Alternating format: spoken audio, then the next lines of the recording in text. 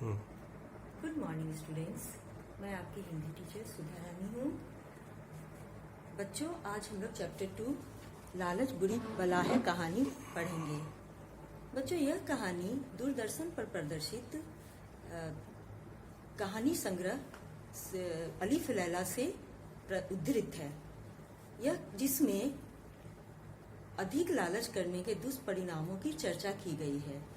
इस कहानी के माध्यम से मनुष्य के लोभी स्वभाव की ओर संकेत किया गया है कि मनुष्य को जितना मिलता है उससे उसका मन नहीं भरता है और उसमें अधिक पाने की लालसा बनी रहती है और यही अधिक पाने की चाह में वह अपना सब कुछ गंवा बैठता है। तो बच्चों, जैसा कि अब बाबा अब्दुल्ला के साथ इस कहानी में हुआ, तो बच्चों इस कहानी के 3 पात्र हैं, बाबा अब्दुल्ला, फकीर एवं खलीफा। बाबा अब्दुल्ला जो कि इस कहानी को, अपनी दुख भरी कहानी को खलीफा को सुना रहे हैं, और खलीफा वह होता है, खलीफा एक धार्मिक शासक होता है और फकीर मुस्लिम साधु को कहते हैं। तो बच्चों, आज हम लोग लालच बुरी बला है कहानी को पढ़ेंगे, जो बाबा अब्दुल्ला अपनी जुबान से दुख भरी कहानी खलीफा को सुना रहे हैं। बाबा अब्दुल्ला ने कहा कि मैं इसी बगदाद नगर में पैदा हुआ था। मेरे माँ बाप मर गए तो उनका धन उत्तराधिकार में मैंने पाया। वह धन इतना था कि उससे मैं जीवन भर आराम से रह सकता था, किंतु मैंने भोग विलास में सारा धन शीघ्र ही उड़ा दिया। फिर मैंने जी तोड़ परिश्रम कर धनार्जन किया और उससे 80 ऊँट खरीदे। मैंने उन ऊँटों को किराए पर व्यापारियों को दिया करता था। उनके किराए से मुझे काफी लाभ हुआ। तो आपने देखा बच्चों कि ये बाबा अब्दुल्ला बगदाद नगर में रहता था। उसके माँ बाप मर गए तो उत्तराधिकार मीन्स माँ बाप के मरने के बाद जो धन दौलत बच्चों को मिलता है, तो उससे विरासत में मिला हुआ धन कहते हैं या उत्तराधिकार में मिला हुआ धन कहते हैं। वह धन इतना था कि अगर वो सही ढंग से उसका इस्तेमाल करता तो वो जिंदगी भर आराम से रह सकता था, लेकिन उसने भोग विलास में सारा धन उड़ा दिया और फिर बहुत कठिन परिश्रम करके उसने 80 ऊँट खरीदे और उन ऊँटों को व्यापारियों को किराए पर देकर उस किराए से अपना जीवन यापन करने लगा। एक बार हिंदुस्तान जाने वाले व्यापारियों का माल ऊँटों पर लादकर मैं बसरा ले गया। वहां माल को जहाजों पर चढ़ाकर और अपना किराया तथा अपने ऊँट लेकर बगदाद वापस आने लगा। रास्ते में एक बड़ा सा हरा भरा मैदान देखकर मैंने ऊँटों के पांव बांध दिए और उन्हें चरने के लिए छोड़ दिया और खुद आराम करने लगा। इतने में बसरा से बगदाद को जाने वाला एक फकीर भी मेरे पास आ बैठा।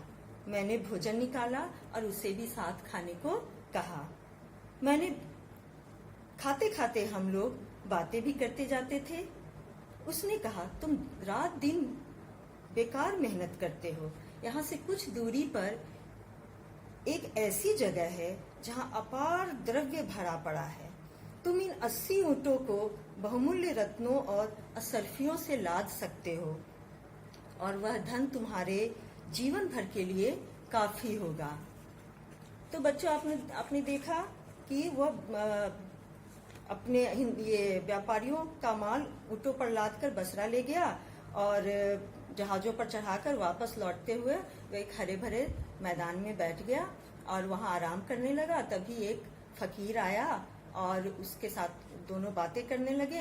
फिर भोजन निकाला और साथ में दोनों भोजन भी करने लगे और भोजन करते हुए फकीर ने उसे बताया कि कुछ दूरी पर एक ऐसी जगह है जहां बहुत सारे अपार धन द्रव्य का मतलब बच्चों खजाना होता है।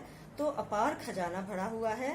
तो उससे वहीं तुम अपने 80 ऊँटों पर ये सारे बहुमूल्य रत्न और असरफियों को ले लो और जीवन भर आराम से रहो। तुम्हें कुछ काम करने की जरूरत नहीं है।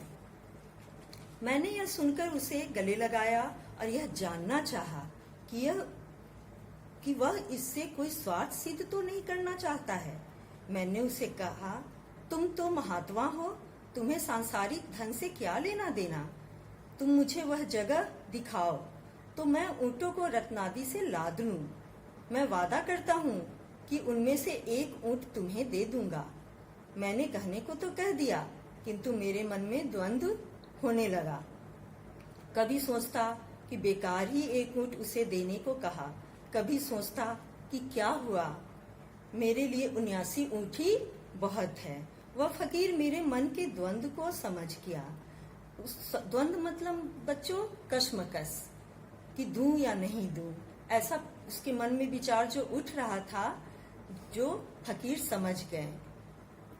इसलिए उन्होंने उसे सबक सिखाना चाहा, पाठ पढ़ाना चाहा और बोला, एक ऊँट को लेकर मैं क्या करूंगा।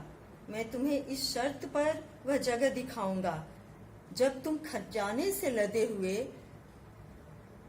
ऊँटों में से आधे ऊँट मुझे दे दोगे। अब तुम्हारी मर्जी है, तुम खुद ही सोच लो, 40 ऊँट क्या तुम्हारे लिए कम है। मैंने विवशता में उसकी बात स्वीकार कर ली। मैंने यह भी सोचा कि 40 ऊँटों पर लादा गया धन ही मेरी कई पीढ़ियों के लिए काफी होगा। हम दोनों एक अन्य दिशा में चले। एक पहाड़ के तंग दर्रे से निकलकर हम लोग पहाड़ों के बीच खुले स्थान में पहुंचे। तंग दर्रे का मतलब होता है बच्चों, दो पहाड़ों के बीच दुर्गम संकरा रास्ता। दो पहाड़ों के बीच बहुत ही दुर्गम संकरा रास्ता को ये लोग पार करते हुए एक खुली जगह पर पहुंचे और दूर खुली जगह पर पहुंचे।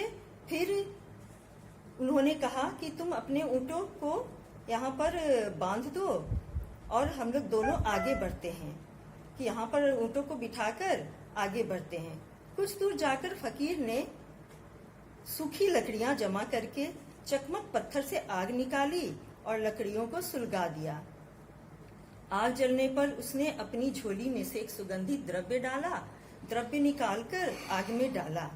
उसमें से धुएं का एक जबरदस्त बादल उठा और एक ओर चलने लगा। कुछ दूर जाकर वह बादल फट गया और उसमें एक बड़ा टीला दिखाई दिया। टीला का अर्थ होता है बच्चे छोटी पहाड़ी। तो एक बड़ा टीला दिखाई दिया। जहां हम थे वहां से टीले का एक रास्ता भी बन गया। हम दोनों उसके पास पहुंचे तो टीले में एक द्वार दिखाई दिया। जब दोनों फकीर और बाबा अब्दुल्ला टीले के पास पहुंचे तो उन्हें एक द्वार दिखाई दिया। द्वार से आगे बढ़ने पर एक गुफा मिली जिसमें जिन्नों का बनाया हुआ एक भव्य महल दिखाई दिया, एक भव्य भवन दिखाई दिया। यह भवन इतना भव्य था कि मनुष्य उसे बना ही नहीं सकते थे। वह देखकर उसे आश्चर्यचकित हो रहा था।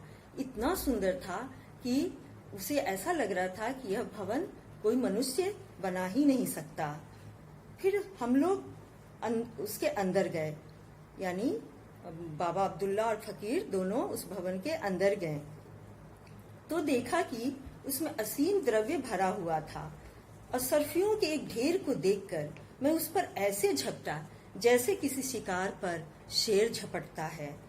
मैंने ऊँटों की खुर्जियों में अशर्फियां भरनी शुरू की। इतना सारा द्रव्य देखकर, खजाना देखकर वह ऐसे झपटा सर्फियों पर जैसे कि शिकार पर शेर झपटता है।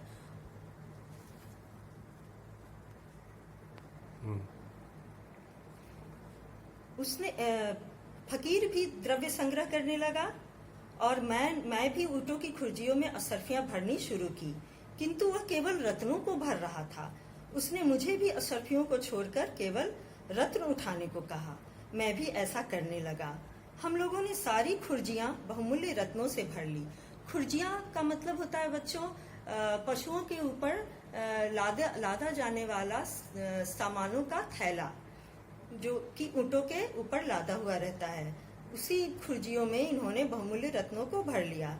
मैं बाहर जाने ही वाला था कि वह फकीर एक अन्य कमरे में गया और मैं भी उसके साथ चला गया। उसमें भांति भांति की स्वर्ण निर्मित वस्तुएं रखी थीं।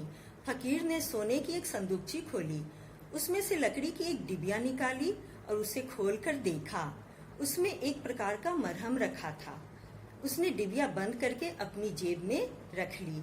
फिर उसने आग जलाकर डिबिया जेब में रख ली। फिर उसने आग जलाकर उसमें सुगंधित द्रव्य डाला और मंत्र पढ़ा, जिससे वह महल, गुफा एवं टीला सभी गायब हो गए जो उसने मंत्र बल से पैदा किए थे। अब हम लोग उसी मैदान में आ गए जिसमें मेरे ऊंट बंधे बैठे थे। तो आज की कक्षा यहीं समाप्ति होती है बच्चों। धन्यवाद।